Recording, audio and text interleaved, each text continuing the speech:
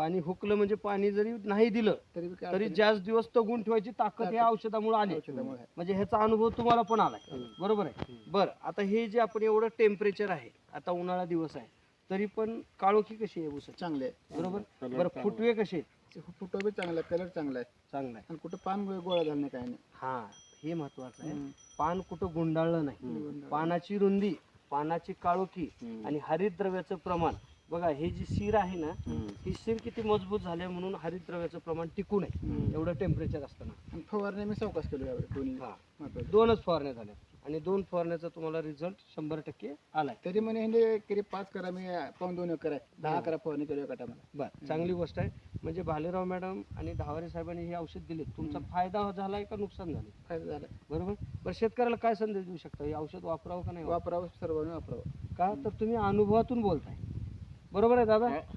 आज त्याच्यामुळे दुसरी पिढी बी जगू शकते एका वेळेला. हा, म्हणजे आपण जे रासायनिक मातीमध्ये टाकतोय त्याच्यामुळे विष हे करण्यापेक्षा आपलं हे जैविक महत्वाचं. तुम्ही हे औषध घेऊन वापरलेत, अनुभव घेतला, तुम्ही समाधानी आहे? समाधानी. धन्यवाद. नमस्कार.